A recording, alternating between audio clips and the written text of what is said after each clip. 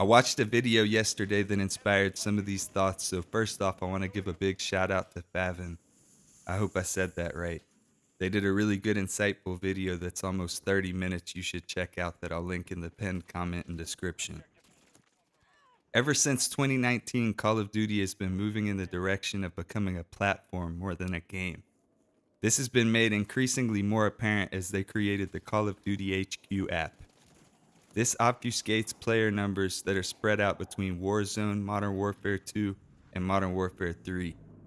Many skins are shared between the three of those as well, bringing up the question of them ditching the skins we had from 2019 to Vanguard for the sake of game stability, really being because of bad game code or something instead. It would defy logic to think that repeating the same mistake over and jamming a ton of cosmetic content into the game that loses 10 plus frames per season would be a good idea. They're essentially repeating the same mistake, and only time will tell if they've fixed whatever was causing their initial problems in Warzone 1. This game feels like a platform more than a game more than ever before because of algorithms, EOMM, trying to predetermine outcomes of matches by the way that they put teams together. This leads to an overall feeling of apathy because you question whether you're truly improving or just playing against worse opponents after having a bad match. On the inverse, you also know that you're going to have a bad match or an incredibly uneven team after having a good performance. This leads to an overall inorganic feeling experience in the 6 versus 6 game mode especially, and it also makes content creation less exciting because you know the gameplay is easily manipulated. This is not only bad for the good players, but it's bad for the average or lower skilled players, arguably even more so. Lower skilled players are more likely to become cannon fodder, where they are paired with 4 or 5 other lower skilled players and one high skilled player in some instances because of this style of matchmaking designed to predetermine the outcome before the game even starts. It's one of those ideas that sounds good or looks good on paper, but then when the lab rats figure out what's being done to them, the experiment no longer works. There's a reason why, despite knowing that death is inevitable, we strive for goals and progress within our lives. It's the idea of anything being possible or the idea that you have infinite potential outcomes. Humans are not variables in a math equation to be gauged by arbitrary metrics. Data can be the most accurate way to measure some things, but I truly believe there are factors that are not accounted for. Emotion is not so easily measured by a number on a scale. Neither is enjoyment. Unfortunately, neither of those are metrics the companies seem to care about. The ones they focus on are money and time played, both of which are great bragging points to tell their shareholders. Game design adds in things to take in extra time, nudging you to play for fear of missing out on some type of limited time skin or camo. There's nothing wrong with that, but I feel like there's a line. Some games are definitely way more egregious than others. Video games used to be manipulative and have the gambles in the form of a loot crate. Now the gambling mechanics are in the design of the game, from the levels to the itemization, for instance, Battle Royale essentially being a slot machine. What's going to be in this box? Will my enemy have a good gun when I run into him? Will I have good teammates this match and stomp with a stacked team, or will I get beginners and play against gods because my time has simply come to lose? The more invested you become time-wise or financially into something, the more likely you are to continue feeding those same things into. Have you ever noticed almost any time, ironically not yesterday, anytime there's a problem with Call of Duty, the shop is always still working? The other day they released a bundle that was 3,400 COD points, potentially testing the waters, and walked back their price after people complained.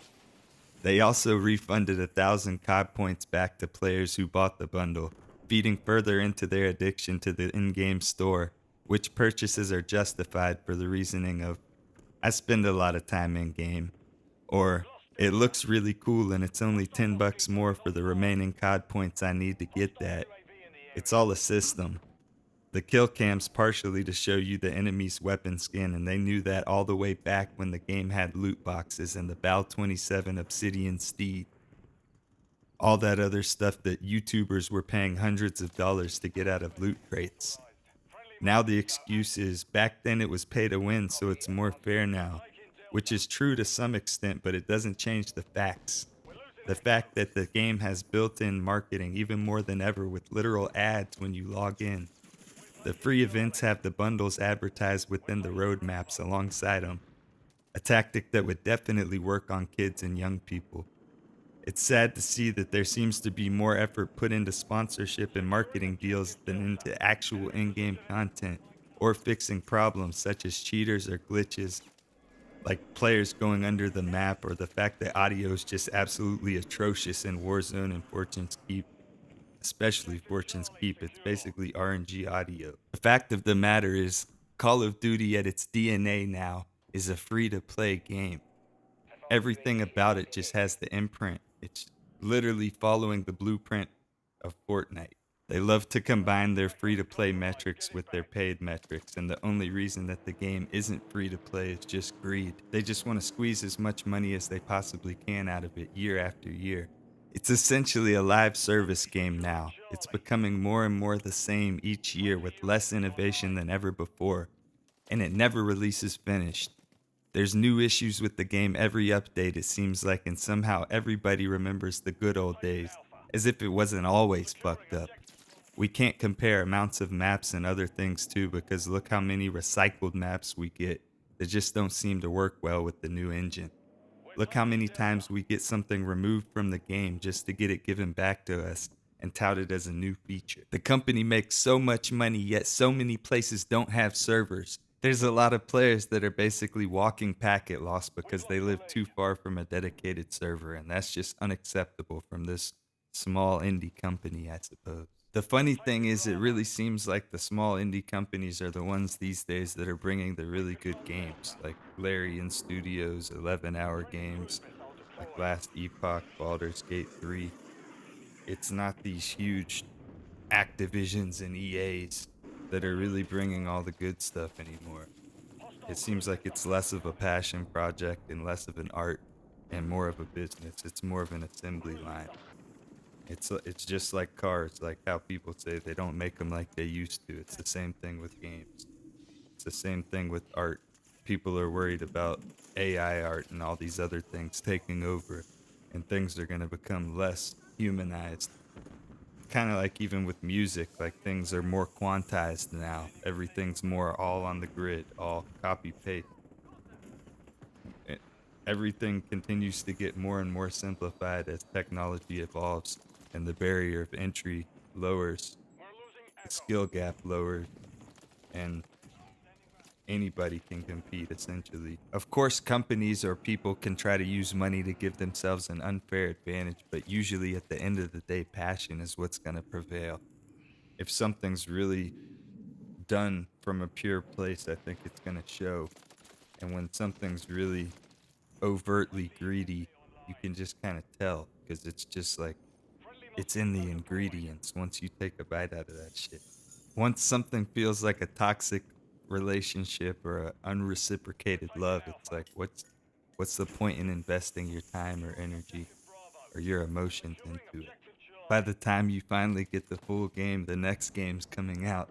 Like what, in 20 days or something like that. Audio isn't even completed in Fortune's Keep and Warzone in general, probably because they didn't pay enough people to finish the audio in the game. The developers seem to always wind up in crunch, and it seems to always be a matter of games faced with unreasonable windows to be made within. It's the higher ups that make the decision and force the hands of the developers. It's the marketing guy saying, hey, give them a fucking pop up ad when they start the game. It's the person looking at a spreadsheet asking, what can we do to cut costs?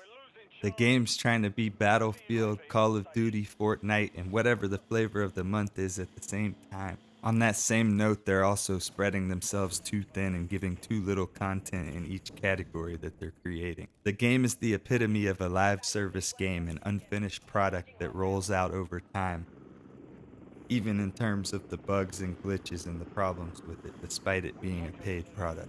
The funny thing about this live service game, though, is by the time it's fully complete, they're going to be on to the next one.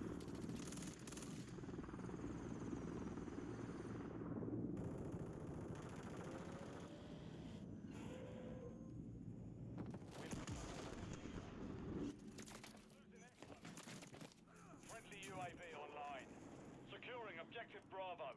Enemy UAV active. Advanced UAV standing by. We control Bravo. Our counter UAV is active. Friendly UAV on station. Copy. Advanced UAV is on station.